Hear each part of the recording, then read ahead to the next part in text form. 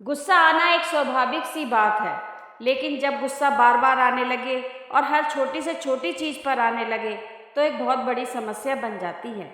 ऐसा नहीं है कि गुस्सा करना एक बहुत बुरी आदत है। कई बार लोग प्यार से चीज़ें नहीं समझते तो उन्हें समझाने के लिए गुस्सा करना भी जायज़ सी बात है।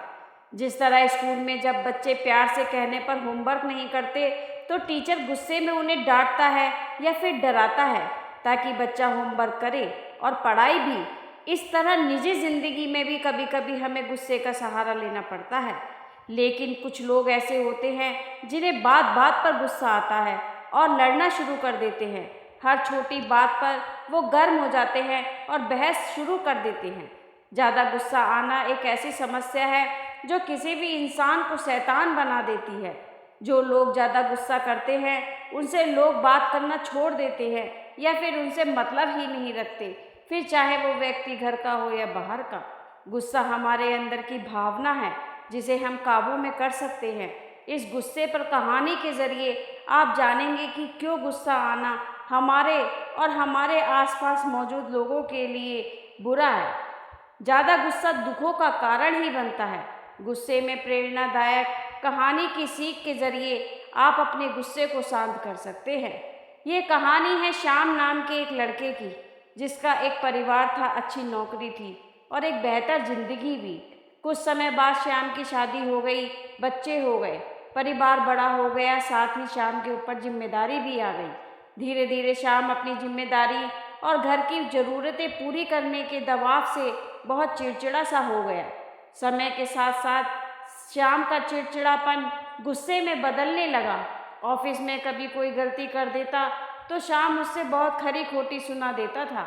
घर पर छोटी छोटी बातों पर बच्चों से गुस्सा करने लगा। उसका गुस्सा कभी बच्चों पर निकलता तो कभी पत्नी पर। उसकी इस गुस्से की वजह से घर का माहौल बहुत बिगड़ रहा था। परिवार वाले उससे कुछ कहने में भी डरते थे।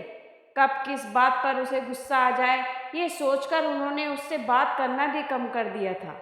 हर बात पर गुस्सा करने की आदत से श्याम खुद भी परेशान था और अपनी इस समस्या से पीछा छुड़ाना चाहता था।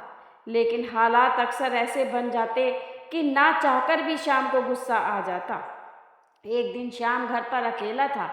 परिवार के लोग बाहर गए हुए थे। दिन के समय दरवाजे की घंटी बजी और श्याम ने दरवाज़ा खोला तो देखा सामने एक साधु खड़ा है।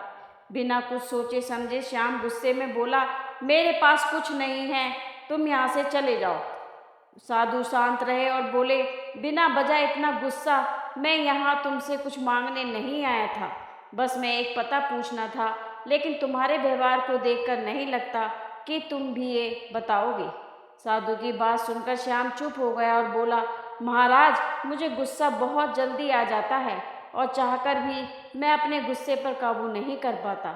अगर आपके पास गुस्से को कम करने का कोई तरीका है तो मुझे बताने की कृपा करें।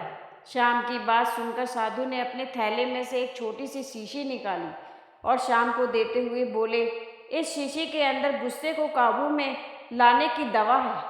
अगली बार जब भी तुम्हें गुस्सा आए तो तुम बोलने लगो और उसी समय इस शीशी से एक ढक्कन दवा निकाल कर पी लेना और 15 मिनट तक उसे अपने मुंह में ही रखना। अगर उस बीच कुछ बोलोगे तो दवा का असर नहीं होगा। साधु की बात मानकर श्याम ने वो दवा अपने पास रख ली और उसे जब भी गुस्सा आता वो गुस्से में कुछ बोलने से पहले दवा मुंह में डाल लेता। दवा मुंह में डालते ही श्याम 15 मिनट तक चुप रहता और 15 मिनट बाद उसका गुस्सा खुद ही शांत हो जाता। श्याम लगातार ऐसा करता रहा और 10 दिन के अंदर ही श्याम का गुस्सा कम होने लगा और बात बात पर गुस्सा करने की आदत भी छूट गई। कुछ दिन बाद श्याम को रास्ते में वो साधु फिर से मिल गया। उन्हें देखते ही श्याम ने प्रणाम किया और बोला, महाराज, आपकी दवा ने अपना असर दिखा दिया और मेरी गुस्सा करने की आदत भी छूट गई। मेरे ऑफिस और मेरे घर का माहौल भी अब शांत हो गया। मेरा चिड़चिड़ापन भी अब खत्म हो गया। श्याम की बात सुनकर साधु ने मुस्कुराते हुए कहा, वह कोई दवा नहीं थी, उस शीशी में तो बस पानी भरा हुआ था। गुस्से का इलाज दवा नहीं बल्कि तुम्हारा चुप रहना था। गुस्से का इलाज हम किसी दवा से नहीं कर सकते, इसका इलाज केवल शांत रहकर ही किया जा सकता है। जब भी हमें गुस्सा आए तो हम उल्टा सीधा बोलने लगते हैं, या फिर बहस करने लगते हैं और ऐसे में हमारा गुस्सा और भी ज़्यादा बढ़ जाता है। लेकिन इसके विपरीत अगर हम खुद को शांत कर लें और थोड़ी सी देर चुप हो जाएं, तो गुस्सा अपने आप ही दूर हो जाता है। यही तुम्हारे साथ भी हुआ है। गुस्से का इलाज फिर शांत मन है। इस कहानी से हमें यह सीख मिलती है कि जितना जिसके भाग्य में होता है उसे उतना ही मिलता है। इसलिए हमें अपने गुस्से पर काबू करना चाहिए। इस कहानी से आप ये भी जान गए होंगे कि किस तरह हम अपने गुस्से को शांत कर सकते हैं। ज़्यादा गुस्सा आना या बात बात पर गुस्सा आना हमारे लिए नुकसानदायक ही होता है। गुस्सा में इंसान वो काम कर देता है जो उसे नहीं करना चाहिए, ऐसी बात बोल जाता है जो उसे कभी नहीं बोलनी चाहिए। इसलिए यदि आपको भी ये लगता है कि आप कई बार छोटी छोटी चीज़ों को लेकर ज़्यादा गुस्सा करते हैं, तो खुद को शांत करना सीखें। दूसरों की छोटी छोटी गलती को नज़रअंदाज करना सीखें। घर, परिवार और ऑफिस में कभी कभी ऐसी बातें हो जाती हैं जिनकी वजह से हमें गुस्सा आ जाता है। ऐसे में जब भी कुछ ऐसी बात हो तो एकदम से रिएक्ट करने की बजाय थोड़ा सा रुक जाएं और चीखने चिल्लाने की बजाय शांत मन से उस बात को समझने की कोशिश करें और फिर दूसरे को समझाएं। गुस्से में अगर आप कुछ सुझाव भी देंगे तो भी किसी काम का नहीं आएगा। इसलिए सबसे पहले खुद को शांत करें और उसके बाद निर्णय लें।